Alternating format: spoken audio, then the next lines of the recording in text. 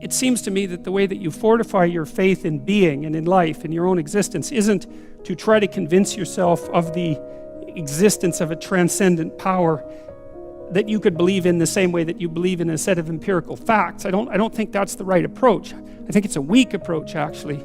I don't think that the cognitive technology, I don't think that's the right cognitive technology for that set of problems.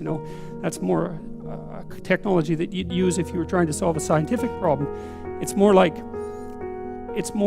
something that needs to be embedded in action rather than in stateable belief. And the way that you fortify your faith in life is to assume the best, something like that, and then to act courageously in relationship to that.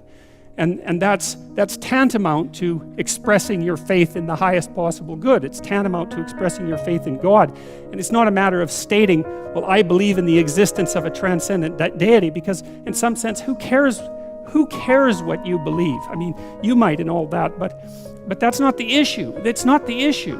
The issue, it seems to me, is how you act. And I was thinking about this intensely when I was thinking about Nietzsche and Dostoevsky, because of course you know that Nietzsche was the philosopher who announced the death of God, right? And who was a great critic of Christianity, a vicious critic of institutional Christianity, in the best sense, And Dostoevsky wrestled with exactly the same problems that Nietzsche wrestled with, but he did it in a different way. He did it in a literary manner, and he has this great book, The Brothers Karamazov, and in that book, the hero of the book is really Alyosha, who's a monastic novitiate, a very good guy, kind of not an intellect, but a person of great character, but he has a brother, Ivan, who's his older brother, who's a great intellect and a very handsome soldier and a brave man, and like Dostoevsky's villains.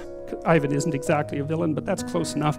Dostoevsky makes his villains extraordinarily powerful. So if Dostoevsky's trying to work out an argument, he clothes the argument in the flesh of one of his characters, and if it's an argument he doesn't agree with, then he makes that character as strong as he possibly can, as strong and as attractive and intelligent as he possibly can, and then he lets him just have at her. And so Ivan is constantly attacking Alyosha, and from every direction trying to knock him off his perch of faith, let's say.